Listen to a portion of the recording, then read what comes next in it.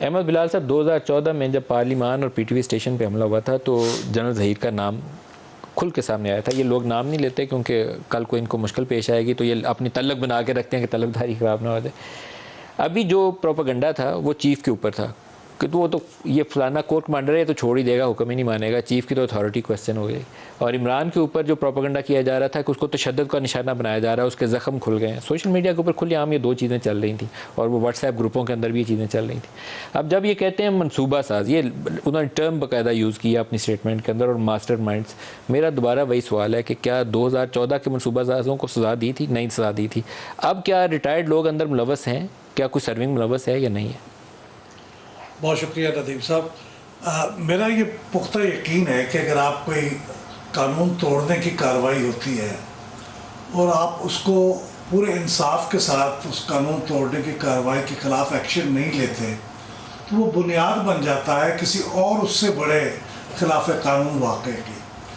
اگر 2014 میں جو کچھ ہوا تھا اس میں ایک تو ایلیمنٹ تھا پروٹیسٹ کا, پیسفل پروٹیسٹ, اس کو تو ایک طرف رکھے, اور دوسری طرف پرتشدد وارداتیں تھیں جس میں آپ نے درست کہا کہ پارلیمنٹ کے اوپر حملہ تھا, ٹیلی ویژن کے اوپر حملہ تھا.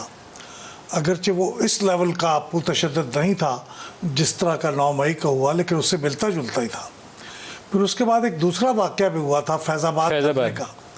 ان دونوں کے اوپر ہم نے کوشش کی کہ اس سے آنکھیں بند کر لیں, آنکھیں چرا لیں, حتیٰ کہ سپریم کورٹ تک نے جو ریکمنڈیشن دی تھی اس پہ بھی عمل نہیں ہوا, بلکہ ان کو پھر نشانہ غیظ و غضب بنایا گیا. فائز عیسیٰ اور شوکت صدیقی کی جو مشکلات ہیں اس کا سبب یہ فیض آباد والا فیصلے تھے. تو اس لیے یہ آپ صرف آئسولیٹڈ آج جو باتیں ہو رہی ہیں یقیناً اس کے اوپر ہمارے بھی دل دکھی ہیں, اور میرے خیال میں جن لوگوں نے بھی یہ کیا ہے, فوج کی انٹیگریٹی پہ حملہ, فوج کے املاک پہ حملہ, اور یوں فوج کو کمزور کرنے اور ڈیوائیڈ کرنے کی کوشش, اس پہ تو ایکشن ہونا چاہیے, اس پہ کوئی دو رائے نہیں ہے.